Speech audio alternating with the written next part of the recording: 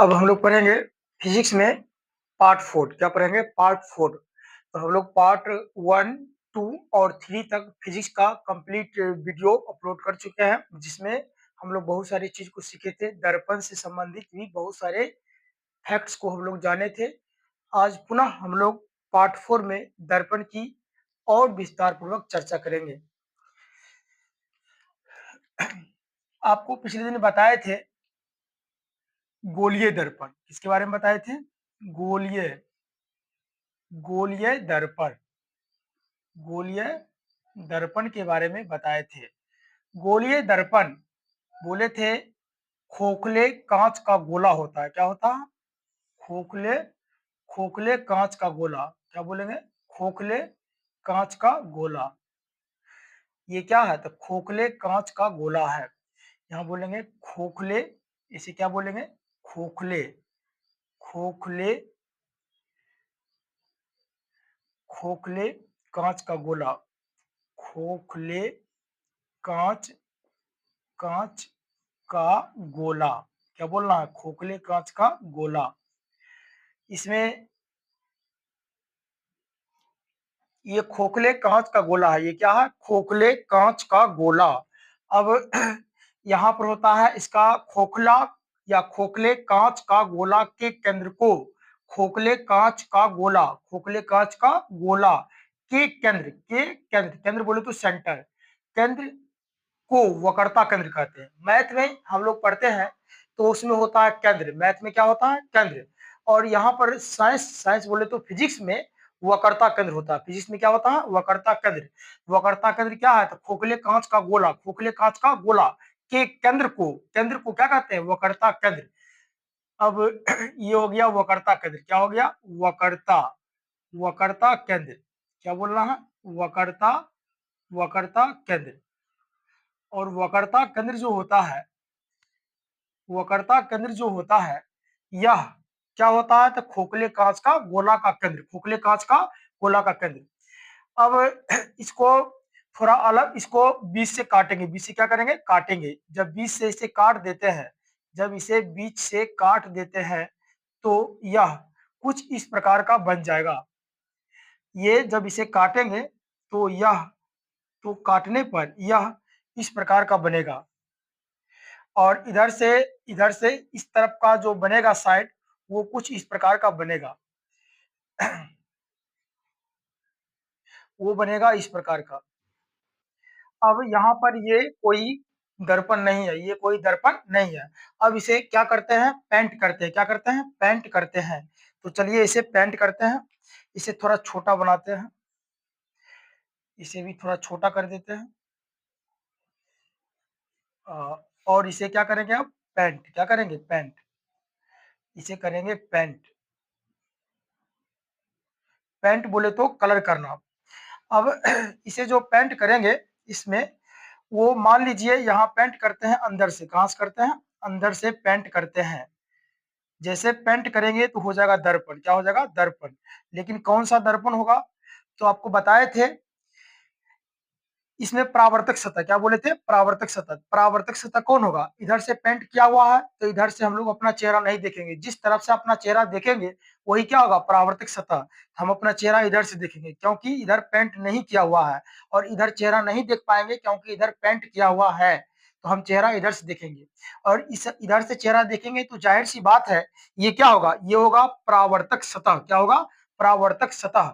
और इस परावर्तक सतह यहाँ देख पाते हैं कि परावर्तक सतह जो है इस दर्पण का, वो बाहर की ओर उभरा है। क्या है? उभरा है। और उभरा बोले तो उठा हुआ है। तो परावर्तक सतह बाहर की ओर उठा है, इसलिए ये क्या होगा? उत्तल दर्पण। क्या हो जाएगा? उत्तल उत्तल दर्पण। ये हो जाएगा उत्तल दर्पण। और इसमें अगर पेंट करते हैं, मान लीजिए इसका पेंट बाहर से करते हैं। कहां से करते हैं? बाहर से। जब इसमें पेंट करेंगे तो ये इसका परावर्तक सतह ये अंदर हो जाएगा, और अंदर वाला जो भाग है वह भीतर की ओर क्या है?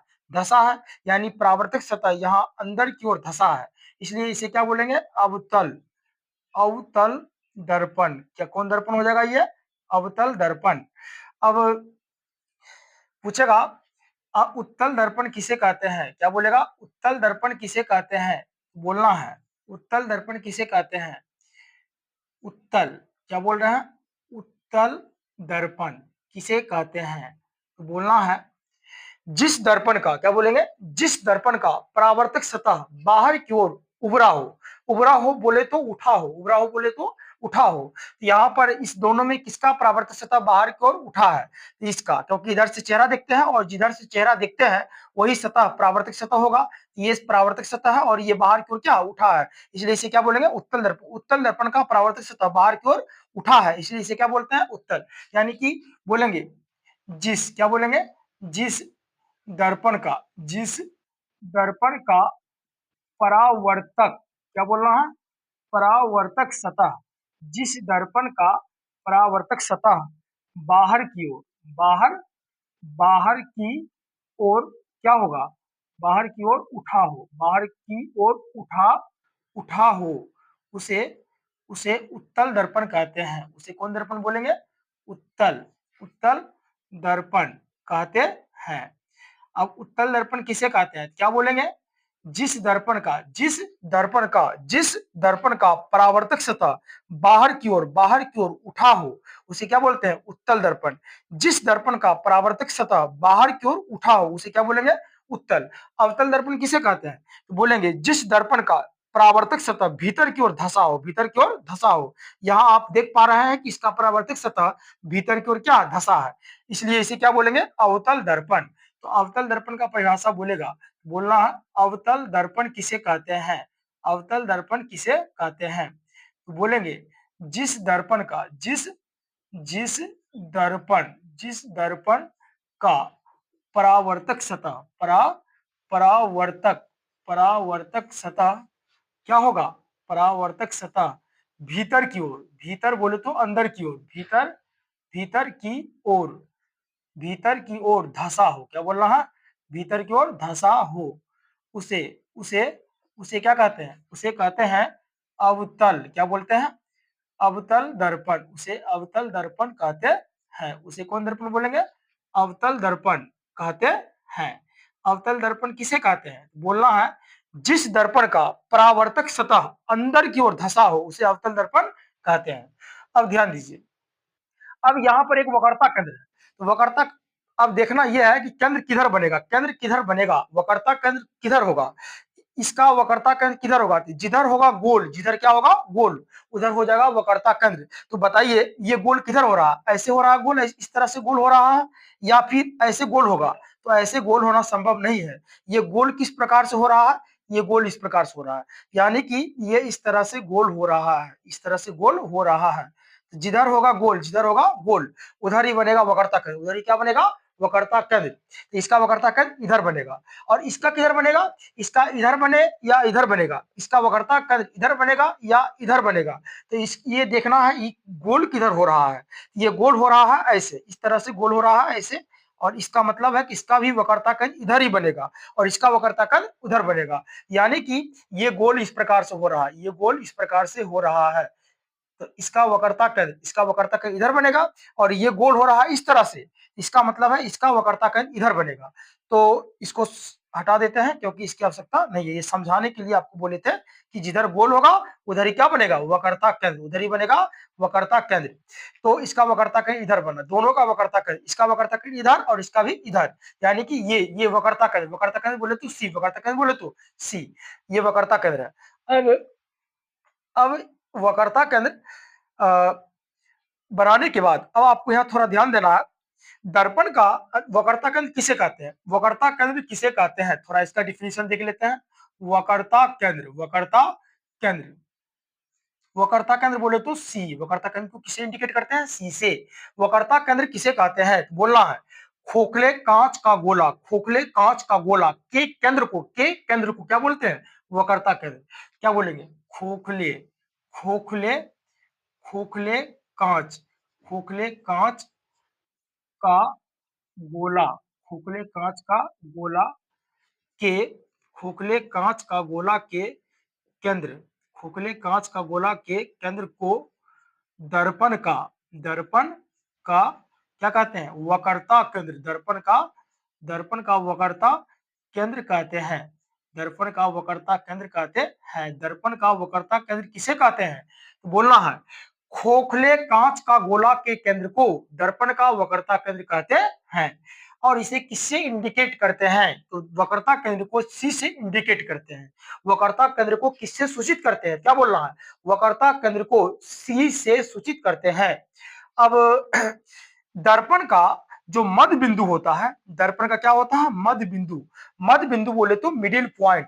तो दर्पण का जो मध्य बिंदु है यानी बीच वाला जो बिंदु है उसे कहते हैं ध्रुव। दर्पण का ध्रुव, इसे क्या बोलेंगे? ध्रुव। और इसे पी से इंडिकेट करते हैं। ध्रुव को किससे इंडिकेट करते हैं? पी से। तो यहां बताइए इसका मध्य बिंदु क्या हो जाएगा? मध्य बिंदु ये, मध्य बोले तो बीच वाला बिंदु। दर्पण का मध्य बिंदु, दर्पण का मध्य बिंदु को क्या कहते हैं? इसको ध्रुव कहते हैं। क्या कहते हैं? ध्रुव। और ध्रुव को किससे इंडिकेट करते हैं? पी से। यानी कि ध्रुव, क्या बोलेंगे? ध्रुव। ध्रुव किसे कहते हैं? ध्रुव बोले तो पी, ध्रुव बोले तो पी। बोलना है दर्पण, क्या बोलना है? दर्पण के मध्य बिंदु, मध्य बिंदु, दर्पण के मध्य बिंदु को क्या कहते हैं? दर्पण का, दर्पण का ध्रुव, दर्पण का ध्रुव, ध्रुव कहते हैं। दर्पण का ध्रुव कहते हैं। ये हो गया ध्रुव का परिभाषा। अब देखना है दर्पण के ध्रुव और वक्रता केंद्र। दर्पण के ध्रुव और वक्रता केंद्र, ध्रुव बोले तो पी और वक्रता केंद्र बोले तो सी। दर्पण के ध्रुव और वक्रता केंद्र, दर्पण के ध्रुव और वक्रता केंद्र से होकर गुजरने वाली रेखा को, दर्पण के ध्रुव और वक्रता केंद्र से होकर गुजरने वाली रेखा को मुख्य अक्ष या प्रधान अक्ष कहते हैं। जैसे देखिए ये क्या है? दर्पण का ध्रुव है। अब दर्पण के ध्रुव, दर्पण के ध्रुव, दर्पण के ध्रुव, दर्पण के ध्रुव, यहाँ क्या? वक्रता केंद्र। यहाँ क्या? वक्रता केंद्र। दर्पण के ध्रुव और वक्रता केंद्र से होकर गुजरने वाली रेखा है। दर्पण के ध्रुव, ध्रुव बोले तो पी और वक्रता केंद्र बोले तो सी। तो दर्पण के ध्रुव, ध्रुव और वक्रता केंद्र से होकर गुजरने वाली रेखा है। इसलिए इस रेखा को क्या बोलेंगे? इसको बोलेंगे, इस रेखा को बोलेंगे, इस रेखा को बोलेंगे प्रधान अक्ष या मुख्य अक्ष। क्या बोलना है? प्रधान अक्ष या मुख्य अक्ष। इसका नाम क्या है? प्रधान अक्ष। क्या बोलना है? प्रधान अक्ष, प्रधान अक्ष या इसका नाम हो जाएगा मुख्य अक्ष। प्रधान अक्ष या मुख्य अक्ष, प्रधान अक्ष या मुख्य अक्ष। प्रधान अक्ष या मुख्य अक्ष किसे कहते हैं? प्रधान अक्ष, क्या बोल रहे हैं? प्रधान प्रधान अक्ष या मुख्य अक्ष किसे कहते हैं? तो बोलना है दर्पण के ध्रुव और वक्रता केंद्र, ध्रुव और वक्रता केंद्र से होकर गुजरने वाली रेखा को प्रधान अक्ष या मुख्य अक्ष कहते हैं। जैसे यहाँ देखिए, इसमें देखिए दर्पण का ध्रुव है और ये क्या? वक्रता केंद्र। तो ये वक्रता केंद्र और ध्रुव, वक्रता केंद्र और ध्रुव, वक्रता केंद्र और ध्रुव से होकर ये भी गुजर रही है। ये भी क्या हो जाएगा? ये भी हो जाएगा मुख्य अक्ष या प्रधान अक्ष। चाहे उत्तल हो या अवतल हो, या दोनों के लिए है, दोनों के लिए है। क्या बोलेंगे? दर्पण के ध्रुव और वक्रता केंद्र, दर्पण के ध्रुव और वक्रता केंद्र से होकर गुजरने वाली रेखा को प्रधान अक्ष या मुख्य अक्ष कहते हैं। तो इसका हो जाएगा प्रधान अक्ष या मुख्य अक्ष, ये हो जाएगा। इसका प्रधान अक्ष या मुख्य अक्ष क्या हो जाएगा? अवतल दर्पण का प्रधान अक्ष या मुख्य अक्ष ये हो जाएगा। बोलेंगे इसको क्या बोलेंगे? प्रधान अक्ष। क्या बोलेंगे? प्रधान प्रधान प्रधान अक्ष, प्रधान अक्ष या इसी क्या बोलते हैं? मुख्य अक्ष। प्रधान अक्ष या मुख्य अक्ष। तब प्रधान अक्ष या मुख्य अक्ष किसे कहते हैं? क्वेश्चन रहेगा प्रधान अक्ष या मुख्य अक्ष किसे कहते हैं? प्रधान अक्ष या मुख्य अक्ष किसे कहते हैं? तो क्या बोलना है? दर्पण के ध्रुव और वक्रता केंद्र, दर्पण के ध्रुव और वक्रता केंद्र से होकर गुजरने वाली रेखा, से होकर गुजरने वाली रेखा को बोलेंगे दर्पण, के दर्पण के ध्रुव, दर्पण के ध्रुव, ध्रुव बोले तो पी, ध्रुव बोले तो पी। दर्पण के ध्रुव तथा वक्रता केंद्र, क्या बोलना है? वक्रता केंद्र। और वक्रता केंद्र बोले तो सी, वक्रता केंद्र बोले तो सी से होकर गुजरने वाली रेखा, से होकर गुजरने वाली रेखा को क्या कहते हैं?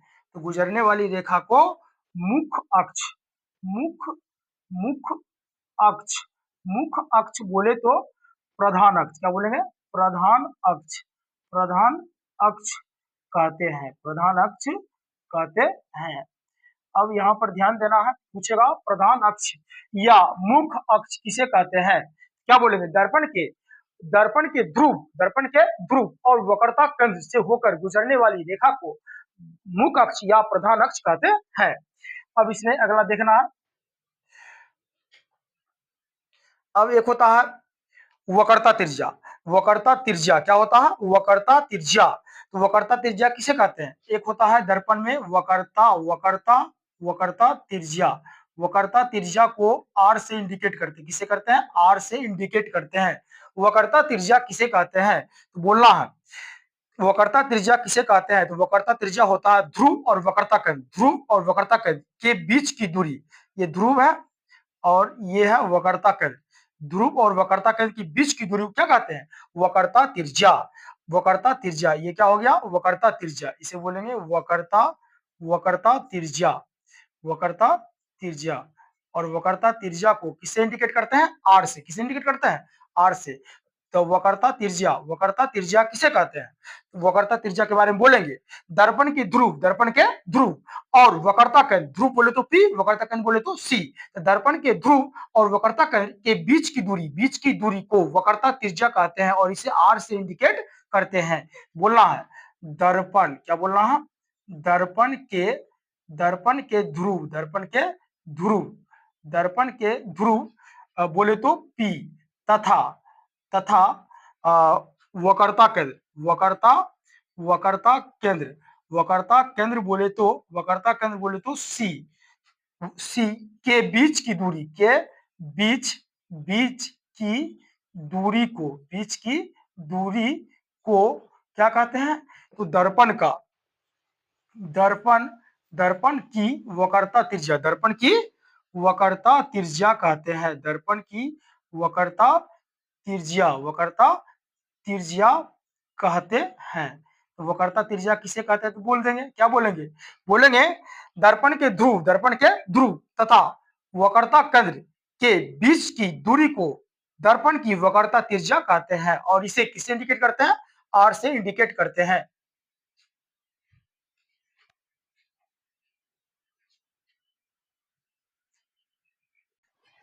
अब देखते हैं द्वारक, क्या देखेंगे? द्वारक, द्वारक क्या बोलेंगे? द्वारक, द्वारक, द्वारक किसे कहते हैं? तो देखिए जैसे ये बताइए कौन सा दर्पण है?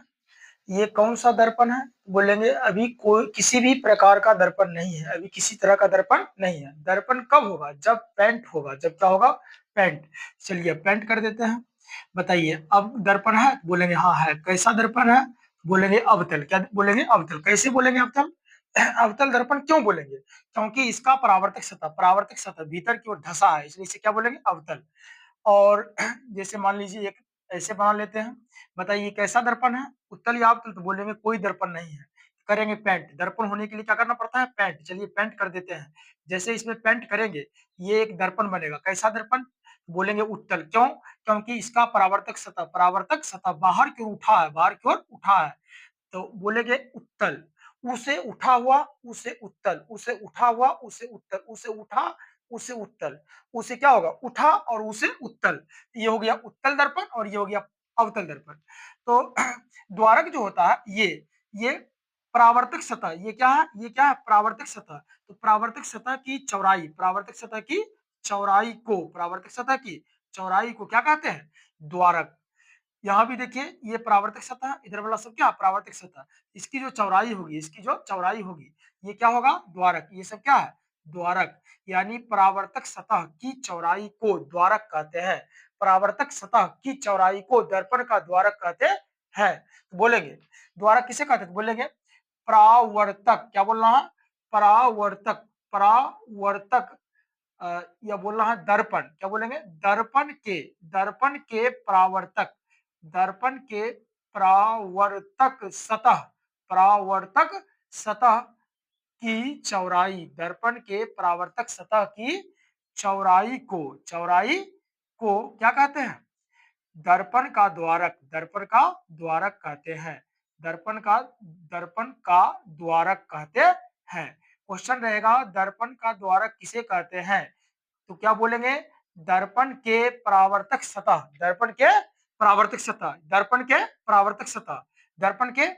सतह की चौड़ाई को क्या कहते हैं? दर्पण का द्वारक कहते हैं। दर्पण के परावर्तक सतह की चौड़ाई को दर्पण का द्वारक कहते हैं।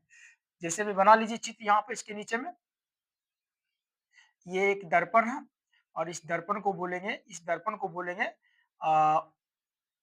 अवतल। क्या बोलेंगे? अवतल दर्पण। क्या बोलना है? अवतल दर्पण, अवतल दर्पण। और इधर परावर्तक सतह है, इधर क्या है? परावर्तक सतह। और ये परावर्तक सतह की जो चौड़ाई है, इस परावर्तक सतह की जो चौड़ाई है, इसे क्या बोलेंगे? इस चौड़ाई को ही बोलेंगे द्वारक। क्या बोलना है? द्वारक। यानी कि परावर्तक सतह की चौड़ाई को द्वारक कहते हैं। अब बना लेते हैं इस प्रकार से एक और दर्पण। अब देखिए इधर पेंट कर देते हैं, क्या हो गया? दर्पण। क्या हो गया? दर्पण। अब पेंट करते हैं, दर्पण हो गया। और इसकी जो परावर्तक सतह है, इसकी चौड़ाई को क्या बोलेंगे? परावर्तक सतह की चौड़ाई को क्या बोलेंगे? द्वारक कहते हैं। क्या बोलना है? द्वारक। और ये कौन सा दर्पण है? बोलना है ये दर्पण कैसा है? ये हो गया उत्तल। ये कौन सा दर्पण हो गया? ये दर्पण हो गया उत्तल दर्पण। कैसा दर्पण? उत्तल दर्पण। और ये दर्पण कैसा हो गया? ये जो दर्पण है, इस दर्पण को बोलेंगे अवतल दर्पण। क्या बोलेंगे? अवतल, अवतल दर्पण। और अवतल दर्पण जो होता है, ये हो गया आपका द्वारक। ये भी क्या हो गया? द्वारक। अवतल दर्पण बोले तो, अ, कौन concave concave concave mirror, concave mirror. और उत्तल दर्पण बोले तो कॉन्वेक्स। क्या बोलेंगे? Con convex mirror. तो ये हो गया द्वारक। क्या हो गया? द्वारक। अब हम लोग देखते हैं द्वारक के बाद, इसको चलिए हटा देते हैं। अब हम लोग देखेंगे द्वारक। द्वारक के बाद हम लोग को पढ़ना है द्वारक पढ़ लिए। अब हम लोग पढ़ते हैं फोकस। क्या पढ़ते हैं? फोकस। क्या बोल रहे हैं? फोकस या फोकस बिंदु, इसे क्या कहते हैं? फोकस या फोकस बिंदु। फोकस या फोकस बिंदु। तो फोकस या फोकस बिंदु किसे कहते हैं? तो इसको समझने के लिए एक चित्र को देखते हैं हम लोग। तो फोकस या फोकस बिंदु किसे कहते हैं? फोकस या फोकस बिंदु किसे कहते हैं? तो ध्यान से समझिए, इस चित्र को समझिए, चित्र समझ में आ जाएगा, इसका फिगर समझ में आ जाएगा, तो बिल्कुल भी इसका डिफिनीशन आपके दिमाग में छप जाएगा। कैसे इसका फिगर होगा? तो देखिए ध्यान से। सबसे पहले लेते हैं एक उत्तल दर्पण। कैसा दर्पण ले लेते हैं? या अवतल, कोई भी दर्पण ले लेते हैं। उत्तल या अवतल, सॉरी ये उत्तल दर्पण नहीं है, ये कैसा दर्पण है? अवतल। ये चूंकि इसका परावर्तक सतह भीतर की ओर क्या धसा है, इसलिए यहाँ क्या बोलना है? अवतल। क्या बोलना है? अवतल, अवतल, अवतल दर्पण। इसे क्या बोलेंगे? अवतल दर्पण। और अवतल दर्पण होगा तो यहाँ अंग्रेजी क्या हो जाएगा? कॉनकेव। क्या हो जाएगा? Concave, CONCAV, concave mirror. और ये परावर्तक सतह बाहर की ओर उठा है, इसलिए इसे क्या बोलेंगे? उत्तल। इसे क्या बोलना है? उत्तल दर्पण। और यहाँ हो जाएगा कॉन्वेक्स। क्या हो जाएगा? Convex mirror. अब फोकस या फोकस बिंदु पढ़ रहे थे, तो फोकस या फोकस बिंदु में ले लेते हैं एक अवतल दर्पण। क्या ले लेते हैं? एक अवतल दर्पण।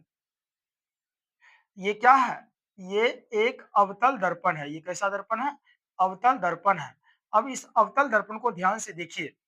तो आपको पीछे बताए थे कि इसमें इसमें दर्पण के मध्य बिंदु क्या कहते हैं? ध्रुव। दर्पण के मध्य बिंदु क्या कहते हैं? ध्रुव। और वक्रता केंद्र किधर बनेगा? जिधर होगा गोल, तो गोल इधर हो रहा है, गोल इधर हो रहा है, इसका मतलब वक्रता केंद्र इधर होगा। वक्रता केंद्र बोले तो सी, वक्रता केंद्र बोले तो सी। अब एगो बना लेते हैं, एक बना लेते हैं उत्तल दर्पण। कैसा दर्पण? उत्तल दर्पण। अब ये कैसा दर्पण है? बोलेंगे उत्तल दर्पण। कैसा दर्पण है? उत्तल दर्पण। उत्तल दर्पण का परावर्तक सतह, उत्तल दर्पण का परावर्तक सतह क्या होता है? तो उत्तल दर्पण का परावर्तक सतह बाहर की ओर उठा होता है। ये परावर्तक सतह बाहर की ओर उठा है, इसका मतलब कैसा दर्पण है? उत्तल दर्पण। अब यहाँ पर ध्यान दीजिएगा, यहाँ दर्पण के मध्य बिंदु को दर्पण का ध्रुव कहते हैं, यानी कि ये क्या है? ध्रुव, मध्य बिंदु ध्रुव। और इसका वक्रता केंद्र किधर बनेगा? वक्रता केंद्र किधर बनेगा? तो इसके लिए वक्रता कहीं किधर बनेगा, इसको समझने के लिए आपको सोचना है कि गोल किधर हो रहा है। गोल इधर हो रहा है, इसका मतलब वक्रता कहीं इसका इधर बनेगा। इसमें गोल इधर हो रहा था, इसका मतलब वक्रता कहीं इधर बना। वक्रता कहीं बोले तो सी, इसका गोल इधर हो रहा है, इसका मतलब वक्रता कहीं इधर ही बनेगा। तो इधर बनेगा, मान लीजिए वक्रता केंद्र यहाँ, वक्रता केंद्र यहाँ, वक्रता केंद्र बोले तो सी, वक्रता केंद्र और ध्रुव, वक्रता केंद्र और ध्रुव को मिलाने वाली रेखा को क्या कहते हैं? इस रेखा को मुख अक्ष क्या बोलते हैं? मुख अक्ष, मुख अक्ष या मुख अक्ष या प्रधान अक्ष, इसे क्या बोलेंगे? मुख अक्ष या प्रधान अक्ष कहते हैं। इसको भी क्या बोलेंगे? मुख अक्ष, क्या बोलेंगे? मुख अक्ष, मुख अक्ष या प्रधान अक्ष, मुख अक्ष या प्रधान अक्ष कहते हैं। अब ध्यान दीजिएगा इसमें वक्रता केंद्र और ध्रुव को मिलाने वाली रेखा क्या है? तो मुख अक्ष या प्रधान अक्ष। यहाँ भी देखिएगा वक्रता केंद्र और ध्रुव को मिलाने वाली रेखा क्या है? तो मुख अक्ष या प्रधान अक्ष। और ये दर्पण का मध्य बिंदु ध्रुव, ध्रुव बोले तो पी, और इसका वक्रता केंद्र बोले तो सी, वक्रता केंद्र बोले तो सी। अब यहाँ ध्यान दीजिए, अब इसमें क्या होता है, जैसे मुख अक्ष बोले तो सीपी, मुख अक्ष बोले तो सीपी या पीसी, सीपी या पीसी। तो ये मुख अक्ष के समानांतर क्या बोल रहे हैं? मुख अक्ष के समानांतर। देखिए मुख अक्ष के समानांतर आपतित किरण है। आपतित किरण ये कैसा किरण है? आपतित किरण। आपतित किरण क्यों बोल रहे हैं? क्योंकि आने वाली किरण है। आने वाली किरण को क्या कहा जाता है? आने वाली किरण को क्या कहते हैं? बोलेंगे आपतित किरण। आने वाली किरण को क्या कहेंगे? आपतित किरण। ये किरण आ रही है, बोलेंगे आपतित किरण।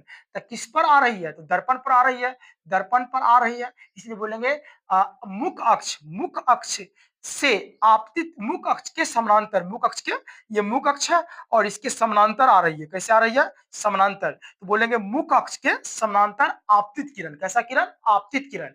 यहाँ भी देखिए, यहाँ भी ध्यान से देखिएगा, तो ये भी यहाँ से किरण आ रही है, यहाँ से किरण आ रही है, ये भी क्या हो जाएगा? आपतित किरण। कैसा किरण हो जाएगा?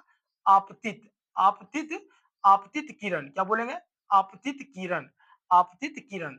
और ये जो आपतित किरण है, ये आपतित किरण जो है, ये मुख अक्ष के समानांतर है। यहाँ भी क्या है? आपतित किरण मुख अक्ष के समानांतर। यहाँ भी क्या है? आपतित किरण, तो मुख अक्ष के समानांतर। ये मुख अक्ष है, इसके समानांतर आपतित किरण। ये मुख अक्ष है, इसके समानांतर आपतित किरण। तो बोलेंगे मुख अक्ष के समानांतर आपतित किरण दर्पण से परावर्तन के बाद। तो अब जाहिर सी बात है, ये मुख अक्ष के समानांतर आपतित किरण है, तो ये दर्पण से टकराने के बाद ये यहाँ से परावर्तित होगी। क्या होगी? परावर्तित। तो परावर्तित किधर होगी? तो ध्यान में रखना, अवतल दर्पण में, अवतल दर्पण में। ये कैसा दर्पण है? अवतल। ये कैसा दर्पण है? बोलेंगे अवतल, अवतल दर्पण। क्या बोलेंगे? अवतल दर्पण। और ये कैसा दर्पण है? ये दर्पण है उत्तल। कैसा दर्पण है? उत्तल। बोलेंगे अवतल दर्पण में, अवतल दर्पण में मुख अक्ष के समानांतर आपतित किरण हमेशा दर्पण से परावर्तन के बाद नीचे की ओर लौटती है या टकरा करके परावर्तित होती है। क्या बोल रहे हैं? अवतल दर्पण। कौन दर्पण? अवतल दर्पण। अवतल दर्पण में मुख अक्ष के समानांतर आपतित किरण दर्पण से परावर्तन के बाद हमेशा नीचे की ओर परावर्तित होती है। किधर होती है? नीचे की ओर परावर्तित होती है। यानी कि ऐसे, इस तरह से ये परावर्तित हो जाएगी, इस तरह से टकरा करके लौट जाएगी, यानी नीचे की ओर। किधर हो जाएगी? नीचे की ओर। अब यहाँ देखते हैं और यहाँ पर जैसे ही नीचे की ओर परावर्तित होगी, जिस बिंदु पर मुख अक्ष को ये काटेगी, उस बिंदु को एफ, बड़ी एफ कहते हैं। क्या कहते हैं? बड़ी एफ, बड़ी एफ कहते हैं। यानी बड़ी एफ बोले तो इसे ही फोकस या फोकस बिंदु कहते हैं। इसे ही क्या कहते हैं? इसे ही फोकस, क्या बोलेंगे? फोकस, फोकस बिंदु, फोकस या फोकस बिंदु कहते हैं। इसे ही क्या कहते हैं? फोकस या फोकस बिंदु कहते हैं। यहाँ पर देखिए, तो यहाँ पर ये उत्तल दर्पण है और उत्तल दर्पण में मुख अक्ष के समानांतर आपतित किरण दर्पण से टकराने के बाद, यह भी दर्पण से टकराने के बाद यह भी वापस लौटेगी। लेकिन किस तरफ लौटेगी? किस तरफ लौटेगी? टकराएगी तो लौटेगी, लेकिन किस तरफ लौटेगी या इसका परावर्तन किधर होगा? तो याद रखना है, उत्तल दर्पण में जैसे गोल किधर हो रहा है? तो गोल हो रहा है इधर, गोल हो रहा है इधर। तो जाहिर सी बात है, इससे टकराएगा ये आपतित किरण तो इधर ही लौट जाएगा, इधर ही लौट जाएगा, इधर ही लौट जाएगा। यानी इस प्रकार से ऐसे आएगा किरण और उत्तल दर्पण में टकराएगा, तो जिधर गोल होगा, तो गोल इधर हो रहा है, इधर ही लौट जाएगा। इधर टकराने के बाद परावर्तित हो जाएगा। परावर्तित होना यानी टकरा करके लौटना, टकरा करके लौटना, तो ये टकराएगा और इधर ही चला जाएगा। लेकिन कोई इधर से देखेगा, तो उसे उसे क्या लगेगा? उसे लगेगा ये जो किरण है, ये बहुत पीछे से आ रही है। यहाँ से कोई यदि इस किरण को देखे, तो उसे क्या लगेगा? ये किरण बहुत पीछे से आ रही है। लेकिन वास्तव में ये किरण बहुत पीछे से नहीं आती है। ये किरण तो यहाँ से आ रही है और इधर से आकर के इसमें टकराने के बाद इधर जाने लगी। यानी कि ये किरण पीछे से नहीं आ रही है। ये कल्पना करते हैं तो ऐसा मालूम पड़ता है कि ये किरण बहुत पीछे से आ रही है। इसको चलिए पीछे बढ़ा देते हैं। इसे क्या करेंगे?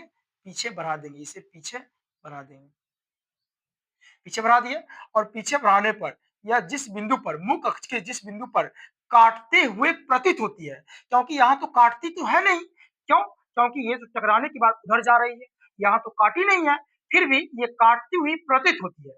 पीछे से कोई देखेगा, उसे क्या लगेगा? किरण बहुत पीछे से आ रही है और जब बहुत पीछे की बात करें, तो यह मुख अक्ष पर इस बिंदु पर काटती है। तो इसे बोलेंगे बरीयक। क्या बोलेंगे? बरीयक। बरीयक बोले तो फोकस या फोकस बिंदु। इसे क्या बोलेंगे? फोकस। फोकस या फोकस या फोकस बिंदु, फोकस या फोकस फोकस बिंदु, फोकस या फोकस बिंदु, फोकस या फोकस बिंदु। अब ध्यान दीजिए, पूछेगा फोकस या फोकस बिंदु, फोकस या फोकस बिंदु, फोकस या फोकस बिंदु किसे कहते हैं? तो बोलना है मुख अक्ष के समानांतर। ये कौन सा, ये इसका नाम क्या है? तो बोलेंगे मुख अक्ष। ये क्या है? दर्पण के वक्रता केंद्र और ध्रुव को मिलाने वाली रेखा, मिलाने वाली रेखा को क्या कहते हैं? तो मुख अक्ष या प्रधान अक्ष। दर्पण के ध्रुव और वक्रता केंद्र से होकर गुजरने वाली रेखा बोले या मिलाने वाली रेखा बोले, उसे क्या बोलेंगे? मुख अक्ष या प्रधान अक्ष। यहाँ भी देखिए, दर्पण के ध्रुव, ध्रुव बोले तो पी, दर्पण के ध्रुव और वक्रता केंद्र बोले तो सी। दर्पण के ध्रुव और वक्रता केंद्र से होकर गुजरने वाली रेखा को मुख अक्ष या प्रधान अक्ष कहते हैं। और यहाँ भी मुख अक्ष या प्रधान अक्ष ये है और यहाँ भी ये है। तो बोलेंगे किसके बारे में? तो फोकस बिंदु, फोकस बिंदु, फोकस बिंदु या फोकस या फोकस बिंदु, फोकस या फोकस बिंदु। तो बोलना है मुख अक्ष के समानांतर, मुख अक्ष के समानांतर, मुख अक्ष के समानांतर आपतित किरण। कौन सा किरण है? आपतित किरण। क्यों? क्योंकि ये आ रही है, तो आने वाले क्या बोलते हैं? आपतित किरण। यहाँ भी आ रही है, इसे क्या बोलेंगे? आपतित किरण। तो बोलना है मुख अक्ष के समानांतर, ये चूंकि मुख अक्ष है और उसके समानांतर, समानांतर बोले तो पैरेलल, ये समानांतर आती है। यहाँ भी मुख अक्ष है और इसके समानांतर आपतित किरण है। बोलेंगे मुख अक्ष के समानांतर, मुख अक्ष के समानांतर, मुख अक्ष के समानांतर आपतित किरण, आपतित किरण दर्पण से परावर्तन के बाद, देखिए दर्पण से परावर्तन हो रहा है, तो दर्पण से परावर्तन के बाद सर्वप्रथम मुख अक्ष के जिस बिंदु पर काटती है, यहां पर एफ पर काटती है, तो सर्वप्रथम मुख अक्ष के जिस बिंदु पर काटती है, उसी बिंदु को क्या कहते हैं? फोकस या फोकस बिंदु। यहां पर बोलेंगे, यहां पर क्या बोलेंगे? बोलेंगे मुख अक्ष के समानांतर आपतित किरण दर्पण से परावर्तन, दर्पण से क्या होगा? परावर्तन। तो परावर्तन के बाद, दर्पण से परावर्तन के बाद सर्वप्रथम मुख अक्ष के जिस बिंदु पर काटती हुई प्रतीत होती है, यहां तो काटती है नहीं, काटती हुई क्या होती है? प्रतीत होती है, तो उसे फोकस या फोकस बिंदु कहते हैं। तो दोनों को मिला करके इसका परिभाषा बताना है। क्या बताना है? फोकस या फोकस बिंदु किसे कहते हैं? बोलेंगे, बोलेंगे मुख अक्ष के समानांतर आपतित किरण, समानांतर आपतित किरण दर्पण से परावर्तन के बाद, दर्पण से परावर्तन के बाद सर्वप्रथम मुख अक्ष के जिस बिंदु पर काटती है या काटती हुई प्रतीत होती है, काटती हुई प्रतीत होती है, उसे ही फोकस या फोकस बिंदु कहते हैं। तो क्वेश्चन रहेगा फोकस या फोकस बिंदु किसे कहते हैं? क्या बोलना है? बोलना है मुख अक्ष के समानांतर आपतित किरण दर्पण से परावर्तन के बाद, मुख अक्ष के समानांतर आपतित किरण दर्पण से परावर्तन के बाद सर्वप्रथम मुख अक्ष के जिस बिंदु पर काटती है या काटती हुई प्रतीत होती है, उसे ही उसे ही फोकस या फोकस बिंदु कहते हैं। तो इसका परिभाषा क्या लिखेंगे? इसका परिभाषा बोलेंगे फोकस या फोकस बिंदु का, इसका परिभाषा बोलेंगे, चलिए यहां लिख देते हैं। इसका परिभाषा पहले लिख लेना है, परिभाषा फोकस या फोकस बिंदु का परिभाषा लिख लेना है, यहां लिख देते हैं। उसके बाद ये दोनों चित्र को, इसके नीचे में दोनों चित्र का, परिभाषा के नीचे दोनों चित्र भी बनाना है। तो बोलेंगे इसका परिभाषा, किसका परिभाषा लिख रहे हैं? तो फोकस या फोकस बिंदु का। बोलेंगे, बोलेंगे मुख अक्ष, क्या बोल रहा है? मुख अक्ष, मुख अक्ष के समानांतर, मुख अक्ष के समानांतर आपतित किरण, मुख अक्ष के समानांतर आपतित किरण दर्पण से दर्पण से परावर्तन के बाद दर्पण से परावर्तन के बाद सर्वप्रथम सर्वप्रथम सर्वप्रथम मुख अक्ष के सर्वप्रथम मुख अक्ष के जिस बिंदु पर मुख अक्ष के जिस जिस बिंदु जिस बिंदु पर काटती है, क्या बोल रहा है, काटती है या या काटती हुई प्रतीत होती है, काटती है या काटती हुई प्रतीत होती है, उसे उसे क्या बोलते हैं, उसे फोकस फोकस या फोकस या फोकस बिंदु फोकस या फोकस बिंदु फोकस या फोकस बिंदु कहते हैं, फोकस या फोकस बिंदु कहते हैं। अब इसे इंडिकेट किससे करते हैं, तो याद रखिएगा, इसे बोले तो किसे, इसे बोले तो किसे, इसे बोले तो फोकस या फोकस बिंदु, फोकस या फोकस बिंदु को इसे इसे बड़ी एफ से क्या करते हैं, तो सूचित करते हैं, क्या करते हैं, सूचित करते हैं, सूचित करते हैं। इसे किससे सूचित करते हैं, बोल रहा है बड़ी एफ से, किसे करते हैं, बड़ी एफ से सूचित करते हैं। अब यहाँ पर ध्यान देना है, एक होता है एक होता है फोकस दूरी, क्या होता है, फोकस दूरी, फोकस दूरी, तो फोकस दूरी किसे कहते हैं, फोकस दूरी किसे कहते हैं, तो बोलना है फोकस बिंदु तथा फोकस या फोकस बिंदु तथा ध्रुव के बीच की दूरी को क्या कहते हैं, फोकस दूरी, यानी फोकस दूरी को छोटकी एफ से इंडिकेट करते हैं, कौन एफ से, छोटकी एफ, क्या बोलेंगे, छोटकी एफ, छोटकी एफ, ये हो गया फोकस, फोकस बोले तो बड़ी एफ, और फोकस दूरी बोले तो छोटी एफ, यानी कि यहाँ पर क्या हो जाएगा, यहाँ पर हो जाएगा ये हो जाएगा छोटी एफ, यानी कि ध्रुव और फोकस के बीच की दूरी को ध्रुव और फोकस ध्रुव और फोकस या फोकस बिंदु ध्रुव और फोकस या फोकस बिंदु के बीच की दूरी को फोकस दूरी कहते हैं, और इसे किससे इंडिकेट करते हैं, एफ से, यानी ये हो गया हमारा क्या, ये हो गया फोकस दूरी, क्या हो गया, फोकस फोकस दूरी फोकस दूरी फोकस दूरी, और इधर हो गया इधर हो गया ये क्या हो गया, ये छोटी एफ हो गया फोकस या फोकस या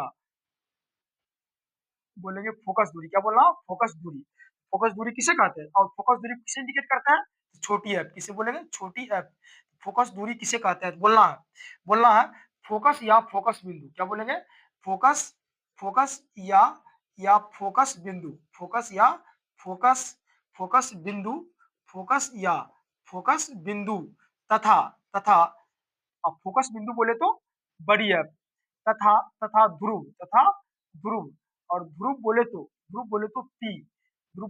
पी के बीच की दूरी को बीच की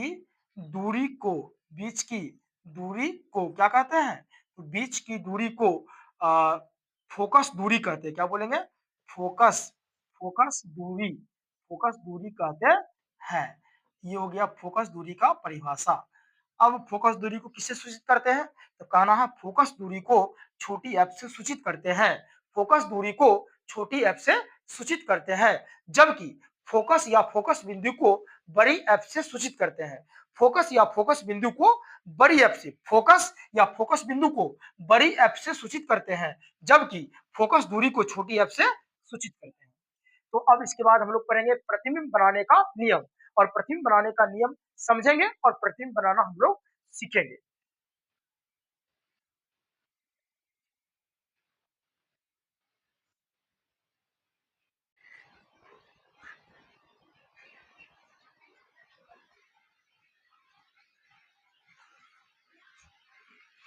अब हम लोग सीखते हैं प्रतिबिंब बनाना, क्या सीखेंगे, प्रतिबिंब बनाना, प्रतिबिंब कैसे बनता है तो उसके लिए प्रतिबिंब बनाने से पहले इसका कुछ रूल लिख देते हैं, समझिएगा। प्रतिबिंब क्या बोल रहे हैं, प्रतिबिंब प्रतिबिंब बनाने प्रतिबिंब बनाने का नियम, प्रतिबिंब बनाने का नियम। तो जब आप प्रतिबिंब बनाने का नियम को समझ लीजिएगा, तो प्रतिबिंब आसानी से बना सकते हैं। प्रतिबिंब बनाने का नियम को जानने के बाद प्रतिबिंब को बनाना काफ़ी आसान हो जाता है। प्रतिबिंब बनाने का हम 4 नियम लिखते हैं, जिसमें से यदि आपको 2 नियम भी याद है, चारों नियम में से 2 नियम यदि याद है, तो आप आसानी से प्रतिबिंब बना सकते हैं। तो हम लोग देखेंगे अवतल दर्पण में प्रतिबिंब का बनना, अवतल दर्पण में प्रतिबिंब का बनना, अवतल दर्पण में प्रतिबिंब का बनना। अवतल दर्पण में प्रतिबिंब 7 बनता है, किंतु मुख्य 6 प्रतिबिंब ही है। अवतल दर्पण में मुख्यतः 6 प्रकार के प्रतिबिंब बनता है, लेकिन कुल मिला के कहें तो 7 प्रतिबिंब बनेगा। कितना बनेगा? 7। लेकिन मुख्यतः कितने होंगे? 6। तो हम लोग सबको देखेंगे बारी बारी से। तो सबसे पहले हम लोग अभी देख रहे हैं प्रतिबिंब बनाने का नियम। पहला नियम कहता है कि कोण आई बराबर कोण आर, कोण आई बराबर कोण आर। कोण आई बोले तो आपतन कोण, कोण आई बोले तो आपतन कोण, कोण आई बोले तो आपतन कोण, और कोण आर बोले तो परावर्तन कोण। आपतन कोण बराबर परावर्तन कोण, इसका मतलब क्या है? आपतन कोण बराबर परावर्तन कोण। प्रकाश के परावर्तन के पहला नियम हम लोग पढ़े, प्रकाश के परावर्तन के दूसरा नियम में हम लोग पढ़े थे। आपतन कोण बराबर क्या होता है? परावर्तन कोण। वही पहला रूल यहाँ लगा देना है। प्रतिबिंब बनाते समय पहला रूल ध्यान में रखना है कि आपतन कोण बराबर क्या होगा? परावर्तन कोण। उसके बाद का रूल ध्यान में रखना है, समानांतर आएगी। क्या आएगी? समानांतर, समानांतर आएगी, समानांतर आएगी तो फोकस से जाएगी, फोकस से जाएगी, ये ध्यान में रखना है।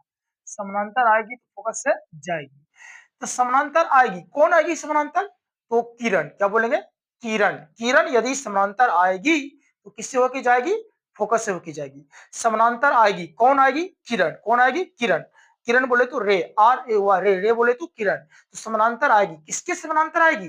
तो मुख्य अक्ष के समानांतर आएगी।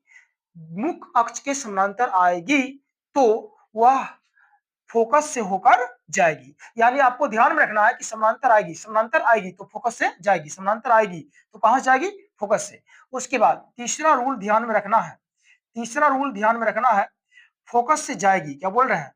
फोकस, फोकस से जाएगी, फोकस से जाएगी तो तो तो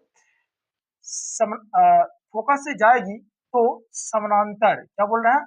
समानांतर, समानांतर हो जाएगी, समानांतर हो जाएगी, समानांतर हो जाएगी। यानी उसका उल्टा, रूल नंबर 2 का उल्टा, रूल नंबर 2 का उल्टा, रूल 3, रूल 2 का उल्टा, रूल 3। रूल 2 कहता है कि समानांतर आएगी तो फोकस से जाएगी, समानांतर आएगी तो फोकस से जाएगी। यहाँ कहता है फोकस से जाएगी, फोकस से जाएगी तो समानांतर हो जाएगी। यानी इसका उल्टा, उल्टा और सीधा दोनों ध्यान में रखना है। अगला रूल, अगला रूल यह है, वक्रता केंद्र। क्या बोल रहे हैं? वक्रता केंद्र। और वक्रता केंद्र बोले तो सी, पीछे पढ़ा है, वक्रता केंद्र बोले तो सी।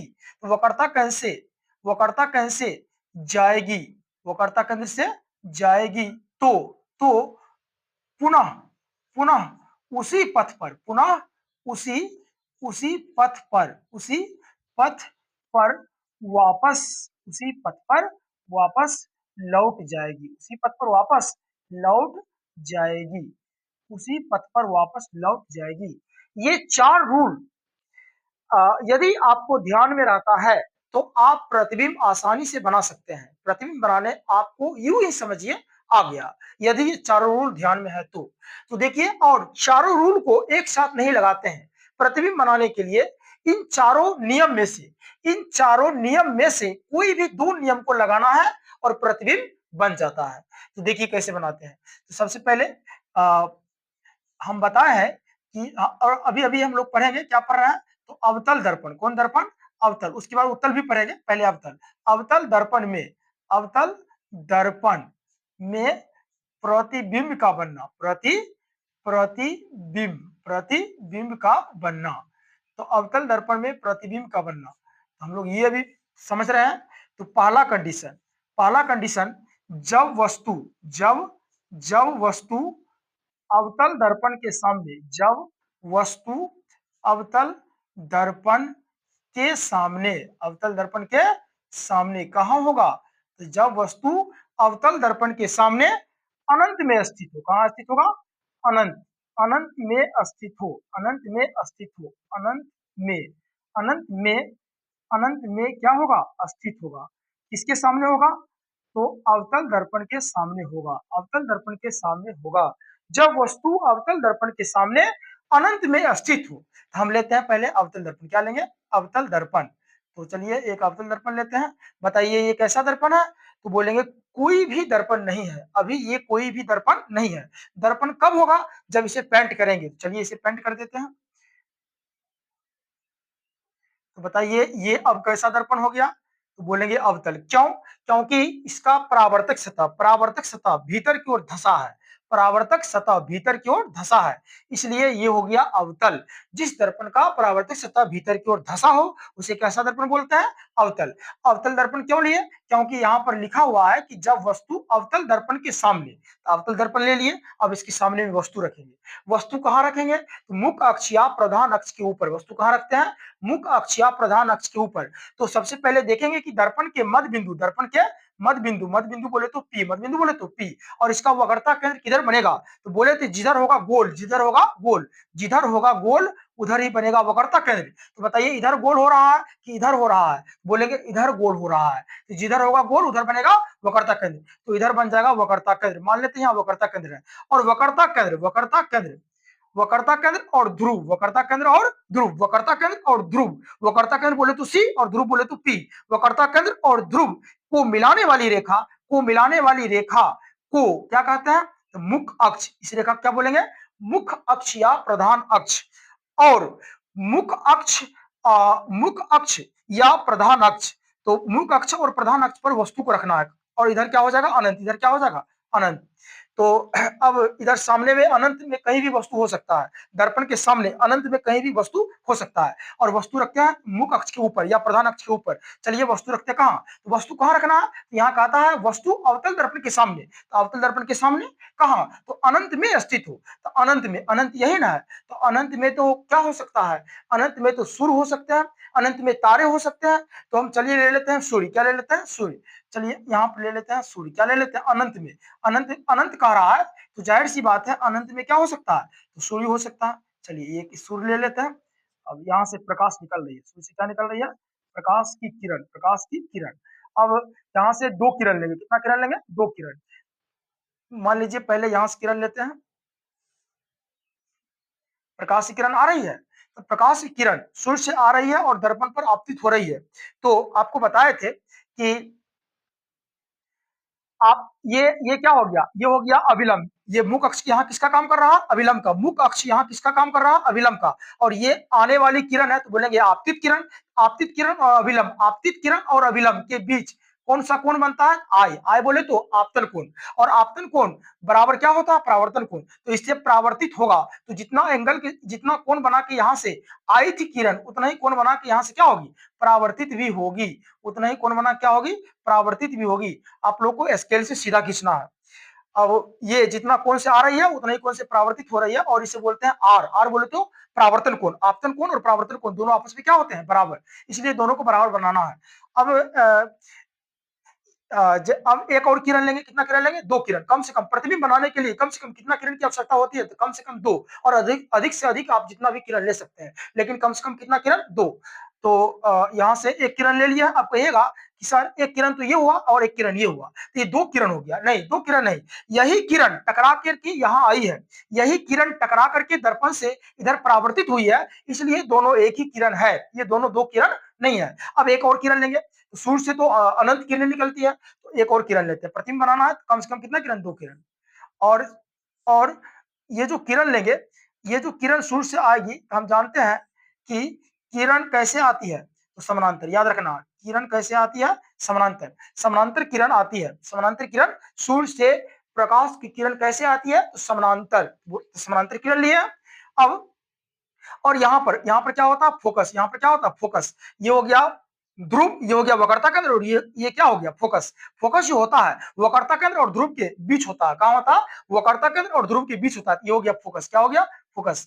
अब यहाँ पर समानांतर जितना कोण के साथ आई है और उतना ही कोण के साथ क्या होगा? परावर्तन भी होगा। उतने ही कोण के साथ इस किरण का परावर्तन होगा।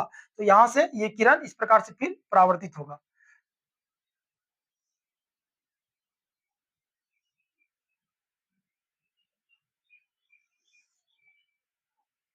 चलिए इसको सीधा खींचना है। स्केल से आप लोग को खींचना है। किससे खींचना है? स्केल से। स्केल से खींचिएगा तो सीधा खींचा जाएगा। तो इसको बाद में आगे लिखेंगे, पहले समझ लीजिए। अब इसको खींचेंगे। ये क्या है? ये है फोकस। ये क्या है? फोकस या फोकस बिंदु। और हमको एक चीज ध्यान में रखना है, जब जब अनंत में कोई वस्तु होता है तो उसका प्रतिबिंब कहाँ बनता है? फोकस पर। कहाँ बनता है? इसलिए यहाँ पर हमको टारगेट बना के रखना है, यहीं पर कटान करवाना है, स्केल से सीधा मिला देना है। ये थोड़ा पीछे मिल गया। इसको सीधा कहाँ मिलाना? ये फोकस के सामने यहाँ पर। चलिए यहाँ मिल गया। तो और ये परावर्तित किरण, एक ऐसा किरण है परावर्तित किरण।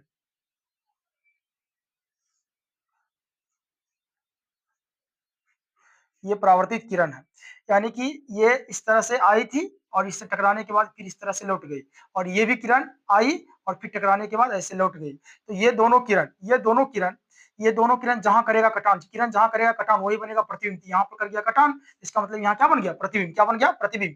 तो अब अ, पूछेगा प्रतिबिंब कहाँ बना, तो बोलेंगे फोकस पर। कब? फोकस पर कब बनता है? जब वस्तु अवतल दर्पण के सामने अनंत में स्थित होता है तो प्रतिबिंब कहाँ बनता है, तो बोलेंगे फोकस पर। कहाँ बनता है? फोकस पर। जहां करेगा कटान वही बनेगा प्रतिबिंब। तो कटान कहाँ किया है? फोकस पर, इसलिए इसका प्रतिबिंब कहाँ बना? फोकस पर। तो याद रखना है, जब वस्तु अवतल दर्पण के सामने अनंत में स्थित हो, जैसे सूर्य, तो अनंत में स्थित हो तो उससे जो प्रकाश की किरणें निकलती है, तो उसका प्रकाश की किरण कहाँ कटान करती है? तो फोकस पर, इसलिए उसका प्रतिबिंब कहाँ बनता है? उसका प्रतिबिंब बनता है फोकस पर। जहां किरणें करेगी कटान वही बनेगा प्रतिबिंब। तो बोलेंगे अब जब कोई वस्तु आपतन दर्पण के सामने अनंत में स्थित हो तो उसका प्रतिबिंब कहाँ बनेगा? क्या कहना है? फोकस पर। कब? क्या कहना है? फोकस पर। तो अब इसमें प्रतिबिंब विवेचना क्या लिखना है? प्रतिबिंब विवेचना। प्रतिबिंब प्रतिबिंब विवेचना। विवेचना बोले तो विशेषता, विवेचना बोले तो विशेषता। प्रतिबिंब विशेषता लिखना है, यानी विवेचना लिखना है। तो प्रतिबिंब की विवेचना क्या होगा? तो इसका इसका एक नंबर विशेषता बताना है। क्या बताना है? ये कहाँ बना, क्या बोलना है? कहाँ कहाँ कहाँ बना। दूसरा में बताना है आकार। क्या बताना है? आकार। दूसरा में बताना है आकार। और तीसरा विशेषता बताना है कि ये जो है इसकी तीसरी विवेचना बताना है, ये कैसा है, कैसा बना, कैसा बना। कैसा बोले तो उल्टा या सीधा। और चौथा बताना है प्रकृति। क्या बताना है? प्रकृति। प्रकृति प्रकृति प्रकृति क्या बोलना है? प्रकृति। और प्रकृति बोले तो वास्तविक या आभासी, वास्तविक या आभासी। तो चलिए सबको लिखते हैं बारी बारी से। सबसे पहले बोलेंगे कहाँ, तो ध्यान से देखिए, ये जब वस्तु अवतल के सामने अनंत में स्थित होता है उसका प्रतिबिंब कहाँ बनता है? बोलेंगे फोकस। फोकस बोले तो एफ, बोलेंगे फोकस पर। क्या बोलेंगे? फोकस। फोकस। और फोकस बोले तो एफ पर। छोटी एफ की बड़ी एफ, बोलेंगे बड़ी एफ। बड़ी एफ मतलब फोकस या फोकस बिंदु। छोटी एफ का मतलब फोकस दूरी। यहाँ पर फोकस ना है तो बोलेंगे बड़ी एफ। क्या बोलेंगे? बड़ी एफ, यानी फोकस पर। कहाँ बना प्रतिबिंब? फोकस पर। आकार कैसा है? तो कल्पना कीजिए सूर्य है, तो सूर्य जो है, सूर्य तो सूर्य कहाँ है? अनंत में है। तो सूर्य अनंत में है, तो अनंत में सूर्य है, यानी कि सूर्य की जो आकार है वो पृथ्वी के आकार से बहुत बड़ा है। पृथ्वी के आकार से बहुत बड़ा है। जब सूर्य का आकार पृथ्वी के आकार से बहुत बड़ा है तो पृथ्वी पर सूर्य का प्रतिबिंब बना लेते हैं। पृथ्वी पर सूर्य का प्रतिबिंब बन जाता है। तो पृथ्वी पर सूर्य का प्रतिबिंब बनता होगा तो कल्पना कीजिए कितना छोटा बनता होगा, जबकि सूर्य पृथ्वी से भी बहुत बड़ा है और उसका प्रतिबिंब पृथ्वी पर बन रहा है। उसका प्रतिबिंब पृथ्वी पर बन रहा है, तो जाहिर सी बात है पृथ्वी पर उसका प्रतिबिंब जो बनता होगा वह बहुत छोटा। कैसा बनता होगा? बहुत छोटा। तो बोलेंगे बहुत। क्या बोलेंगे? आकार पूछेगा तो क्या बोलना है? बहुत छोटा। क्या बोलना है? बहुत छोटा। इसका आकार कैसा है? बहुत छोटा। कैसा? कैसा आकार मतलब बहुत छोटा। कैसा? कैसा मतलब उल्टा या सीधा। कैसा बोले तो उल्टा या सीधा। तो बताइए उल्टा बना या सीधा। तो ध्यान में रखना है, ये मुख अक्ष के नीचे प्रतिबिंब बना है। मुख अक्ष के नीचे प्रतिबिंब बना है तो जाहिर सी बात है बोलेंगे उल्टा। क्या बोलेंगे? उल्टा। जब प्रतिबिंब मुख अक्ष के ऊपर बनेगा तो क्या बोलना? सीधा। लेकिन अभी मुख अक्ष के नीचे बना है, नीचे प्रतिबिंब बना है, इसको क्या बोलेंगे? उल्टा, क्या बोलना है? उल्टा। तो लिख देंगे कैसा में क्या बोलना है? उल्टा। अब प्रकृति, प्रकृति बोले तो प्रकृति का मतलब प्रकृति का मतलब आभासी या वास्तविक, क्या बोलेंगे? आभासी या वास्तविक। तो बताइए यहाँ जो इसकी प्रकृति है कैसी है, आभासी है कि वास्तविक? तो यहाँ ध्यान देना है, जब जब ये प्रतिबिंब, जब यहाँ पर देखिए प्रतिबिंब जो बना है वो किरण वास्तव में काटी है या काटते हुए प्रतीत हो रही है। तो वास्तव में किरण काटती है तभी तो प्रतिबिंब बना, वास्तव में किरण काटती है और उसी स्थिति में यहाँ प्रतिबिंब बन रहा है। तो बोलेंगे प्रतिबिंब जो बना है वह वास्तव में किरण के काटने से बना है, अर्थात यह वास्तविक प्रतिबिंब है। प्रकृति में क्या बोलेंगे? वास्तविक। क्या बोलना? वास्तविक। वास्तविक क्यों कहना है? क्योंकि यहाँ पर किरणें वास्तव में काटती है, किरण जो है वास्तव में काटती है। तो इतना दिमाग नहीं लगाना है, यहाँ पर ऐसे सोचना है अगर यहाँ उल्टा है, प्रतिबिंब कैसा है? उल्टा है। तो उल्टा जब भी बोलेंगे तो वास्तविक, जब भी उल्टा रहेगा तो क्या बोलना है?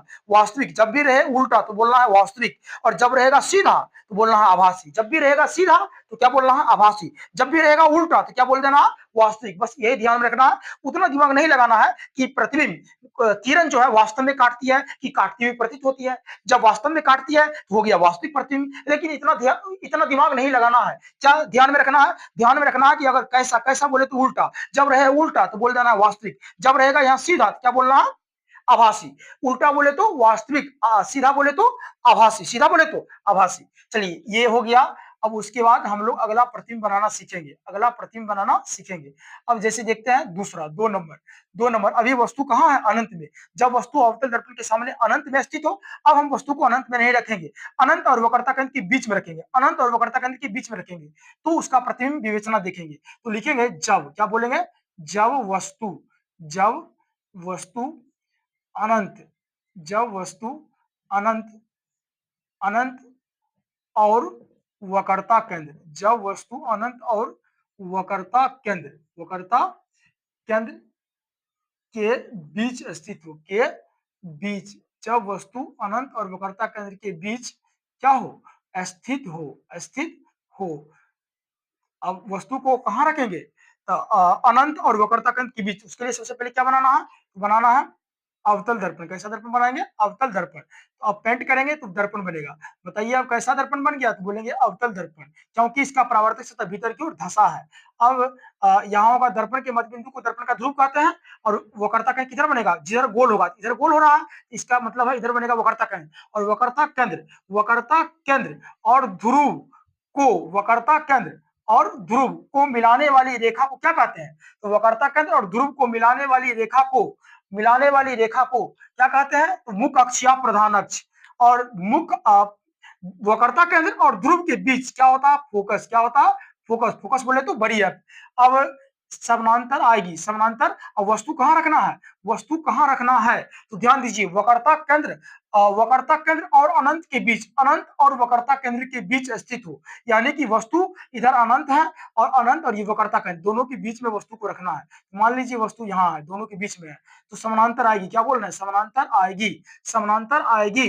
तो कैसे जाती है? रूल नंबर 2 देखिए, समानांतर आएगी तो फोकस से होकर जाएगी, समानांतर आएगी तो फोकस से होकर जाएगी। बताइए अभी समानांतर आ रही है तो किससे होकर जाएगी? तो फोकस यही ना है, तो इससे होके जाएगी, इससे होके जाएगी। देखिए समानांतर आई, फोकस होके चल गई। अब उसके बाद अभी तो कितना किरण लिए हैं? एक किरण। हम जानते हैं कि प्रतिबिंब बनाने के लिए कम से कम कितना किरण की आवश्यकता पड़ती है? बोलेंगे 2। तो एक किरण लिया है और यही किरण परावर्तन के बाद इधर आई है। इसको 2 किरण काउंट नहीं करना, एक ही किरण है। अब एक किरण और लेना है, दूसरा किरण। तो एक समानांतर लिए, फोकस से, समानांतर लिए तो फोकस से होकर गई, यानी समानांतर आएगी तो फोकस से होकर जाएगी। अब मान लीजिए ये जो है ये ले लेते हैं किससे? यहाँ पर क्या है? ये जो है ये हमारा ये जो है ये है हमारा वक्रता केंद्र। क्या है? वक्रता केंद्र। और इधर क्या? फोकस। तो वक्रता केंद्र से आएगी, वक्रता केंद्र से जाएगी। यहाँ देखिए क्या लिखे हैं? Rule number 4। वक्रता केंद्र से जाएगी तो पुनः उसी पथ पर वापस लौट जाएगी। ये वक्रता केंद्र से जा रही है तो वक्रता केंद्र से जाएगी, वक्रता केंद्र से जाएगी तो पुनः वक्रता केंद्र से जाएगी। देखिए यहाँ वक्रता केंद्र से जा रही है, वक्रता केंद्र से जैसे ही जाएगी तो पुनः उसी पथ पर, वक्रता केंद्र से जाएगी, वक्रता केंद्र से जा रही है तो पुनः उसी पथ पर वापस लौट जाएगी। यहाँ रूल नंबर 4 क्या कहता है, वक्रता केंद्र से जाएगी तो पुनः उसी पथ पर वापस लौट जाएगी। तो ये जो किरण लिए है दूसरा किरण, ये कहां जा रही है, तो बोलेंगे वक्रता केंद्र से, इसलिए ये टकराने के बाद पुनः उसी पथ पर वापस लौट जाएगी। तो अब वापस लौट गई है, तो बताइए कटान कहाँ किया, कटान किया कहाँ, यहाँ जहां करेगा कटान, जहां करेगा कटान वही बनेगा प्रतिबिंब। यहाँ पर कटान किया तो जाहिर सी बात है प्रतिबिंब यहाँ बना। तो अब इसका लिखना, अब वस्तु को मान लेते हैं ए बी, वस्तु क्या है, ए बी कोई वस्तु है, ए बी कोई वस्तु है जो मुख्य अक्ष या प्रधान अक्ष के ऊपर रख दिया है। तो ए बी वस्तु, ए बी वस्तु, लेकिन ये प्रतिबिंब मुख्य अक्ष के नीचे बना कि ऊपर बना, वस्तु ऊपर है प्रतिबिंब नीचे बना, प्रतिबिंब कहां बना, नीचे, इसलिए बी को ऊपर रख देंगे और ऊपर वाला ए को क्या कर देंगे, नीचे, उल्टा कर देना है। क्यों, क्योंकि प्रतिबिंब यहाँ नीचे बना, वस्तु ऊपर प्रतिबिंब नीचे, इसलिए इसको भी पलटी मारेंगे, ए का ए डैश, ए का ए डैश, बी का बी डैश, बी का बी डैश। अब यहाँ पर ध्यान देना है, लिखना क्या है, प्रतिबिंब विवेचना, क्या लिखना है, प्रतिबिंब, प्रतिबिंब, प्रतिबिंब विवेचना, विवेचना बोले तो विशेषता, विवेचना बोले तो विशेषता, तो प्रतिबिंब की विशेषता बताना है या विवेचना बताना है। तो इसकी विशेषता कैसे बताएंगे, तो नंबर वन में क्या बोले थे, सबसे पहले बताना कहां, कहां आकार कैसा प्रकृति, कहां आकार कैसा प्रकृति, बोलेंगे कहां, तो इसका बताइए कहां बन रहा है प्रतिबिंब, तो बोलेंगे फोकस और वक्रता केंद्र के बीच, फोकस और वक्रता केंद्र के बीच ये कहां है, तो फोकस और ये वक्रता केंद्र के कहां है, बीच में, तो बोलेंगे कहां प्रतिबिंब बना, तो बोलेंगे फोकस, क्या बोल रहा है, फोकस, फोकस बोले तो एफ, और वक्रता केंद्र, वक्रता, वक्रता केंद्र, वक्रता केंद्र के बीच, फोकस और वक्रता केंद्र के बीच बोलना है। और दूसरा नंबर में क्या बोले थे, दूसरा नंबर में बताना है आकार, क्या बोलेंगे आकार, बताइए इसका आकार कैसा है, इसका आकार कैसा है, बोलेंगे इसका जो आकार है, वस्तु ए बी है और प्रतिबिंब है ए डस बी डस, बताइए इसकी आकार कैसा है, छोटा है, आकार कैसा है, छोटा है, आकार कैसा है, छोटा है, वस्तु इतना बड़ा और इसकी प्रतिबिंब इतनी छोटी है, बोलेंगे छोटा, क्या बोलना, छोटा, यहां बोल देना आकार में क्या बोलना है, छोटा। और उसके बाद तीसरा बताना है कैसा, कैसा बोले तो, कैसा बोले तो उल्टा या सीधा, तो जाहिर सी बात है अभी प्रतिबिंब बना है मुख्य अक्ष के नीचे, जब भी प्रतिबिंब मुख्य अक्ष के नीचे बनेगा तो उसे क्या बोल देना है, उसे बोल देना है उसे बोल देना है उल्टा, क्या बोलना है, उल्टा। और बोले थे जब भी उल्टा बोलेंगे, उल्टा जब भी बोलेंगे तो उसकी प्रकृति में क्या हो जाएगा, वास्तविक, उल्टा के साथ क्या बोलना है, वास्तविक, ये उल्टा है इसलिए क्या हो गया, वास्तविक हो गया। अब हम लोग तीसरा क्या देखेंगे, तीसरा, तीसरा में क्या देखेंगे, तो जब वस्तु अभी रखे थे अनंत और वक्रता केंद्र के बीच, अनंत और वक्रता केंद्र के बीच, अब रखेंगे वक्रता केंद्र पर, बोलेंगे जब, क्या बोलेंगे, जब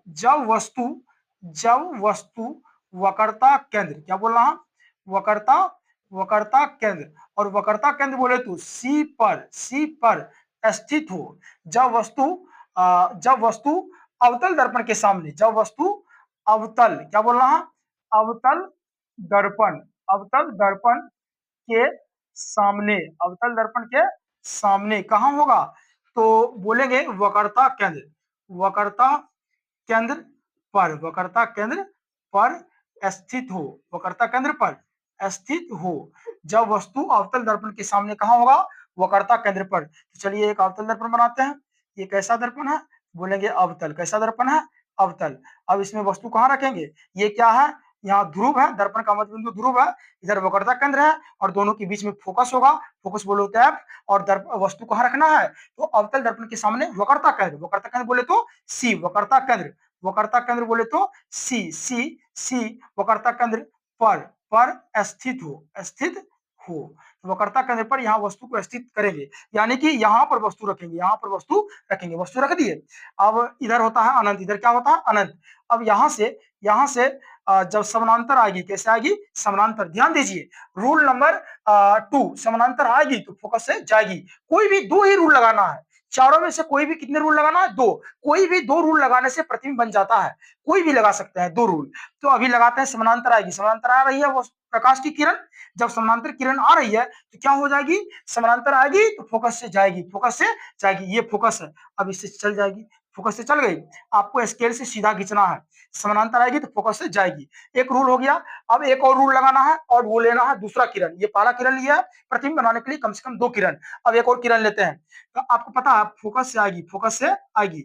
ये फोकस से आ रही है ना, फोकस से आएगी, यहाँ फोकस है तो फोकस से, यहाँ देखिए फोकस से जाएगी, फोकस से जाएगी। रूल नंबर 3, फोकस से जाएगी तो समानांतर हो जाएगी। कैसा हो जाएगी? समानांतर। अब ऐसे समानांतर हो जाएगी। कैसे हो जाएगी? समानांतर।